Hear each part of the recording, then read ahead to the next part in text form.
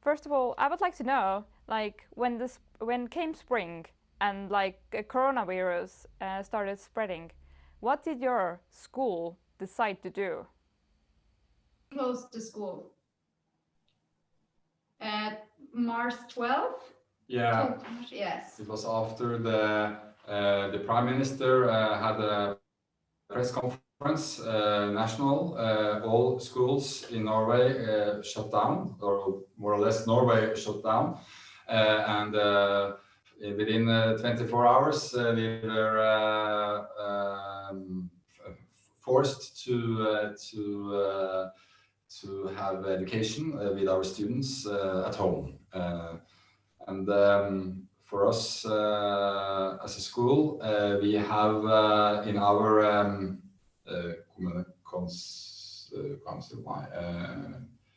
in our County?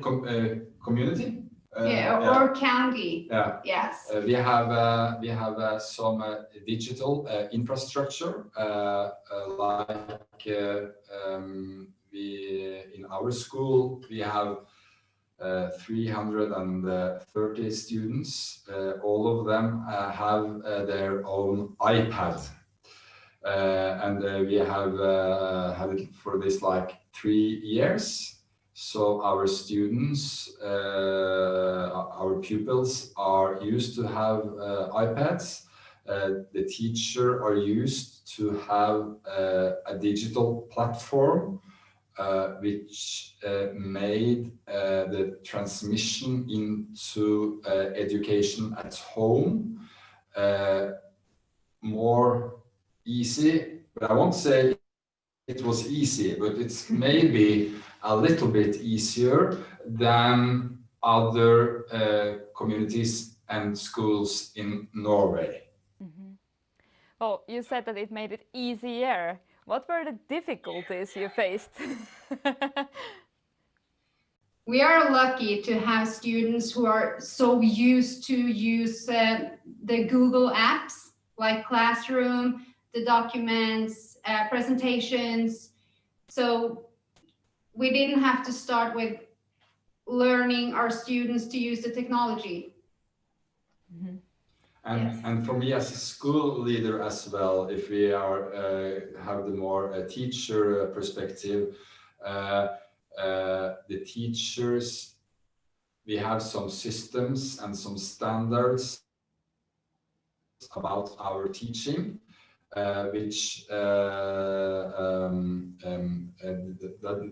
it's like the teachers, they have like digital classrooms where they are handing out the tasks, text, the resources, the goals for the learning, the assessments. We have the systems and the standards for that in school.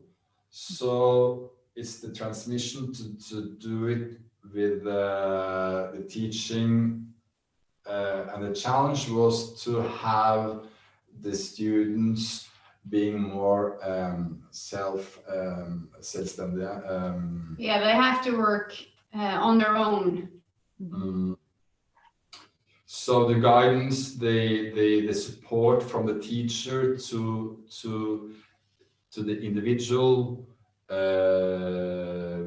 pupils, that we know that some needs more support and some are more going on themselves. To the pupils that need more support is also the more difficult. Yeah.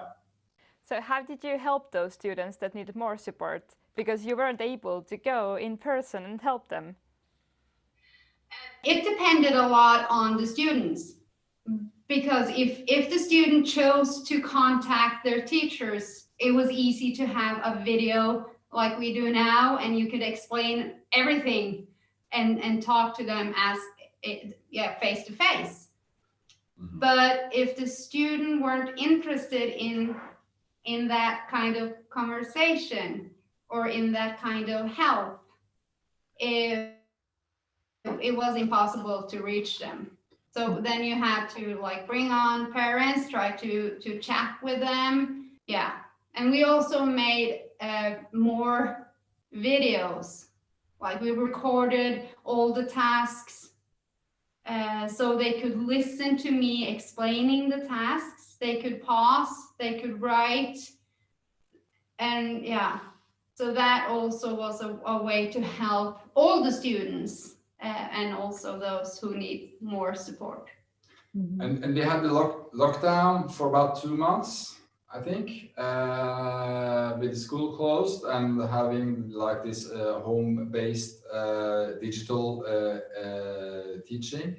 And in the start, it was like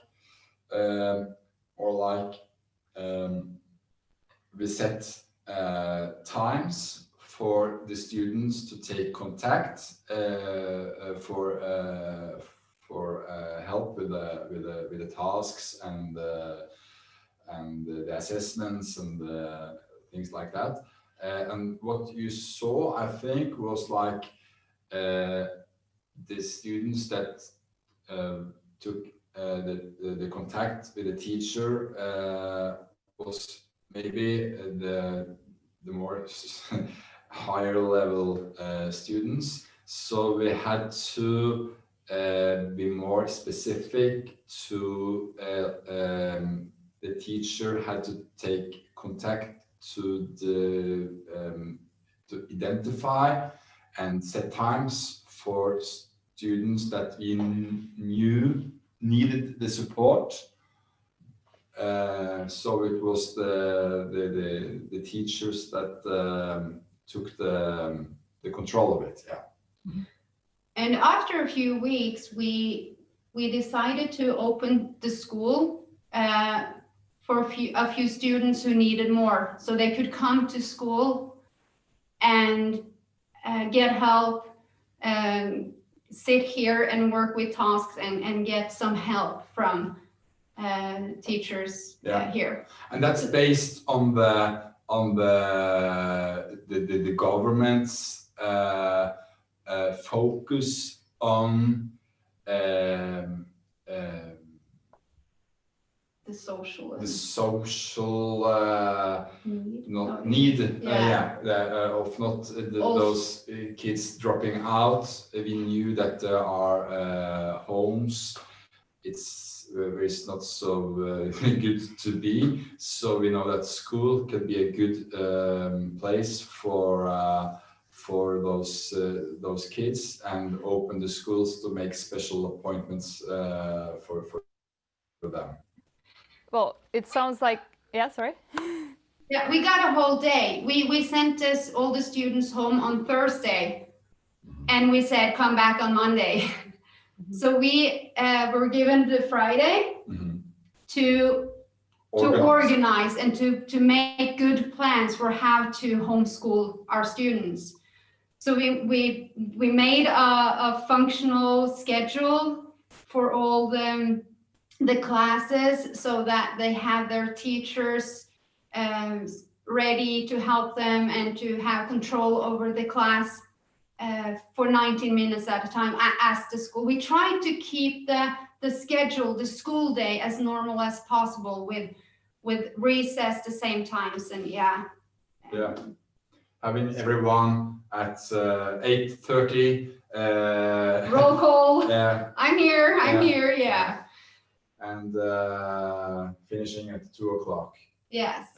And try to fill up the day for them to have the routines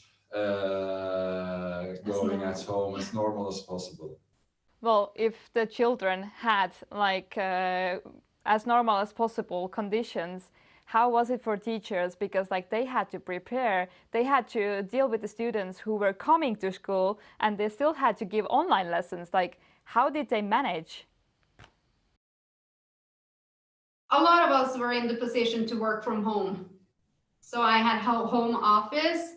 I don't have any kids either, so it was pretty easy. I talked to my colleagues with the kids at home, and they had to homeschool their kids and the students, and so it was. And this is maybe not as challenging for you as for other teachers, because I think was the biggest challenge, to have good quality for teaching and learning for the children, was my teacher sitting at home with their own kids, traveling, going around their feet, and for our school, we have a young, the teachers are very young. Yes. So I think 70% of them are women. We have they are 40. The average. The average, yes! Thank you, are 41 years old for the teachers. So what does that tell us? That tells us they are women, and they have children. They go to kindergarten or school, so they had to stay at home. So they had to be parents and teachers at the same time. The same place. In the same, in the same house. And that also maybe had to be teachers for their kids as well, to follow them up. Yeah. So that was really, really challenging for the teachers. Yeah. Well, and it also took longer time to prepare everything, because you had to make sure that everyone would understand all the tasks. You had to, if I was good at explaining a task, recording it, making a movie, use good pictures, I had fewer questions back. So then I could pay more attention to all those who needed help.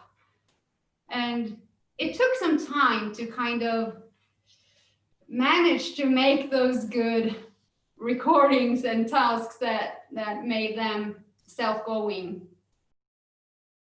But now the new school year has started, and what kind of things did you bring from spring that you're still continuing, or what kind of changes did you make this year?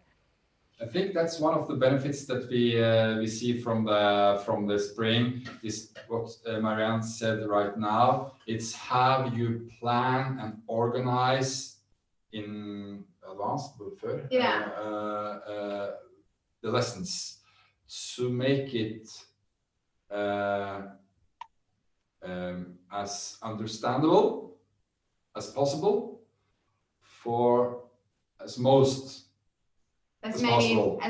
All those differences as it is within the group class of 30 students. Yeah, and that's planning. And also, we have students who are not allowed to come to school if there are feeling symptoms. That can be corona. They have to stay home, but they can still do school work. So we are thinking in another way that, okay, I have 3 students sitting home. They have to understand, they have to be able to work with this too. So that is something we still do. So what the student that sits in a classroom with a lesson in English for 90 minutes, Marianne will have organized the lesson in the classroom, in the digital classroom, with the resources, with the tasks, with the explanations, maybe a movie from herself, maybe an introduction, a presentation, whatever. And those who are at home because of the symptoms of they need to stay at home, they can follow the lesson, not by video, but by going into the digital classroom. Anything else you have brought from the spring, or what are you going to continue now? I think it's I would say the collaborative cooperation between the teachers, how they can talk to each others without sitting in the same room. We use Google Chat meetings a lot more than we did before. If Marianne has a home office one day because she's like there, or or if it's something else, she just can plug on, and the three other teachers sit in the room in the school, and they can still do the collaborative work without sitting in the same room. And also the chat with students. We have students who are not that comfortable presenting in front of class, or are more calm if they're home. I like that because several students said that I'm more relaxed. Sorry? I'm more relaxed if I'm sitting at home. I feel I can show you more of what I can and what I learned. So I like to continue using the chat also as a communication with each and one student, that direct contact outside school. Is it also something that we can say that this is like a new expectation for teachers, like to be more reachable through different channels? Yes. But overall, did you learn anything else besides like the technical and like organizational things from spring, or like from this whole coronavirus experience? Yeah. If you can take the school leader perspective, it was for me to see the signals in the society nationally in Norway, but also in Scandinavia and more global. But what we saw in Scandinavia was that Denmark shut down the country 3-4 days before us.